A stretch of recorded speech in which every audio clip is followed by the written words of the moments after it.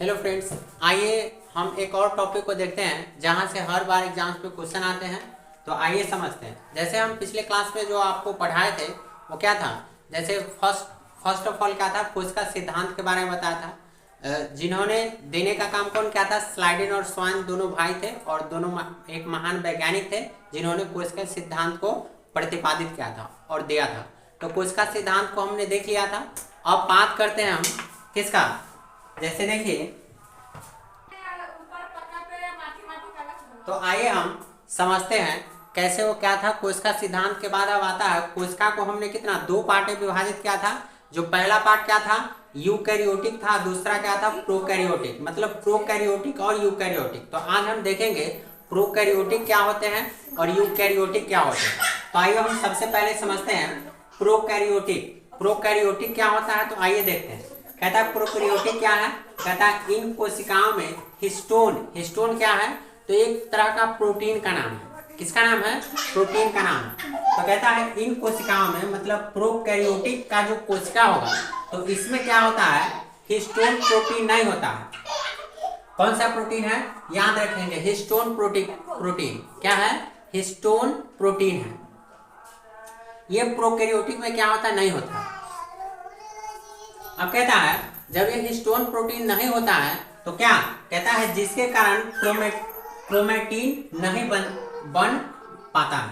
मतलब क्रोमैटिन जो होता है वो क्या होता है, एक धागा के समान संरचनाएं होती है जो इनके अंदर क्या होती है, हिस्टोन प्रोटीन नहीं होता है, जिसके कारण क्या होता है, क्रोमैटिन वो नहीं बन पाता है। ठीक है। और कहता है केवल डीएनए का सूत्र मतलब क्या, एक धागा के समान संरचना वाली होगी। ठीक है। तो डीएनए का सूत्र जो होता है वही क्या होता है, गुणसूत्र के रूप में पड़ा रहता है। ठीक है। क्या होता है, वहीं पे वो पड़ा रहता है, सूत्र गुणसूत्र के रूप में ही वो पड़ा होता है। फिर कहता है अन्य कोई आवरण इसे घेरे नहीं रहता है। जैसे चारों तरफ जो एक आवरण जो होता है, ठीक है, प्रोटीन का जो क्रोमैटिन घेरे रहता है वो क्या होता है, वो घेरे हुआ नहीं रहता है।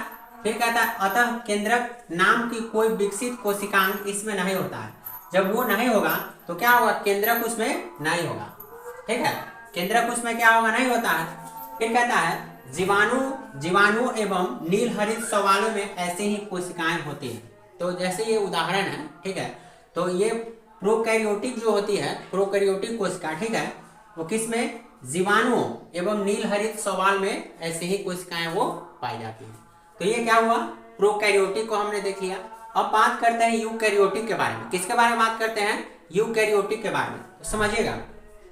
अब कहता है यूकैरियोटिक क्या है, तो हम कहेंगे इन कोशिकाओं में दोहरी झिल्ली का आवरण होता है। किसका होता है, दोहरी झिल्ली का आवरण होता है। जैसे इसमें नहीं था लेकिन इसमें है, उसमें केंद्रक नहीं था यूकैरियोटिक में, लेकिन प्रोकैरियोटिक में क्या होगा, देख रहे हैं। फिर कहता है आवरण होता है। फिर क्या कहता है, केंद्रक आवरण से घिरा सुस्पष्ट केंद्रक पाया जाता है। मतलब इसमें क्या था, यूकैरियोटिक प्रोकैरियोटिक में केंद्रक नहीं था, लेकिन इसमें क्या है, केंद्रक है। फिर कहता है जिसमें डीएनए एवं हिस्टोन प्रोटीन के संयुक्त होने से बनी क्रोमैटिन तथा इसके अलावा केंद्रिका होते हैं। मतलब इसमें क्या था, जैसे डीएनए हिस्टोन प्रोटीन जो होता है वो नहीं बन पाता है, जिसके कारण क्रोमैटिन नहीं रहता है। लेकिन इसमें क्या होता है, डीएनए प्रोटीन मतलब डीएनए जो होता है हिस्टोन के रूप में रहता है और प्रोटीन क्या होता है, विकसित होता है। ठीक है। और ये संयुक्त होने से क्या बनता है, जैसे केंद्रिका का इसमें निर्माण होता है, क्रोमैटिन बनाता है और इसके अलावा केंद्रिका भी इसमें होता है। ठीक है। तो ये आपका प्रोकैरियोटिक हो गया, ये यूकैरियोटिक हो गया। अब बात करते हैं कुछ तथ्य के बारे में। ठीक है, काफी इंटरेस्टिंग तथ्य है और यहाँ से एग्जाम्स में आपको क्वेश्चन भी देखने को मिलता है। तो आइए समझते हैं। कहता है उच्छ्वास में वायु का संगठन। मतलब जैसे जो हम सांस लेते हैं और फिर छोड़ते हैं, फिर लेते हैं फिर छोड़ते हैं, ऐसे करके। तो ऊपर हमने लिया है अंदर ली गई वायु, मतलब अंदर जो हम जैसे सांस के क्रम में जो वायु लेते हैं, ठीक है, तो वो वायु में कार्बन कितना परसेंट होता है, नाइट्रोजन कितना परसेंट होता है, ऑक्सीजन कितना परसेंट होता है, वो हमने देखे यहाँ पे। आइए देखते हैं। कहता है अंदर ली गई वायु में कितना परसेंट नाइट्रोजन होगा, कितना परसेंट ऑक्सीजन होगा, कितना परसेंट कार्बन डाइऑक्साइड होगा, वो देखते हैं। कहता है जो हम वायु अंदर जो लेते हैं उसमें क्या है, 78.09% क्या होता है, नाइट्रोजन होता है। 78.09 क्या होता है, नाइट्रोजन। और 21% ऑक्सीजन होता है।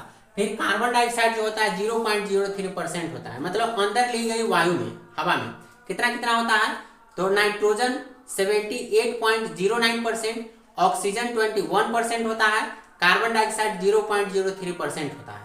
अब है बाहर निकाली गई वायु, जैसे हम सांस लिए फिर सांस को क्या करेंगे, छोड़ेंगे, मतलब वायु को छोड़ेंगे, तो बाहर निकलने वाली नाइट्रोजन कितना होता है, नाइट्रोजन सेम होता है, मतलब 78.09% होता है। ऑक्सीजन कितना होता है, 17%, मतलब 17% होता है। और कार्बन डाइऑक्साइड कितना हो जाता है, 4%। मतलब जो हम बाहर सांस छोड़ते हैं, मतलब निकालते हैं, वायु को निकालते हैं, तो कितना कितना, नाइट्रोजन 78.09, मतलब अंदर ली गई वायु और बाहर छोड़ी गई वायु दोनों में नाइट्रोजन सेम परसेंट होता है, मतलब उसमें 78.09 होता है, इसमें भी 78.09 होता है। सिर्फ क्या, ऑक्सीजन और कार्बन डाइऑक्साइड की मात्रा दोनों अलग अलग हो जाती है। तो छोड़ी गई वायु में कार्बन डाइऑक्साइड कितना, जैसे ऑक्सीजन 17% होता है और कार्बन डाइऑक्साइड 4% होता है।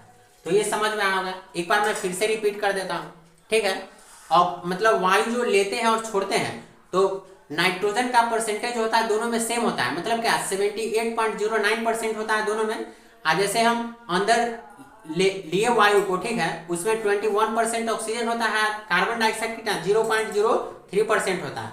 जैसे सांस फिर हम छोड़ते हैं, वायु को छोड़ते हैं, तो उसमें क्या, जैसे ऑक्सीजन 17% होता है, मतलब 17%, और कार्बन डाइऑक्साइड 4% होता है।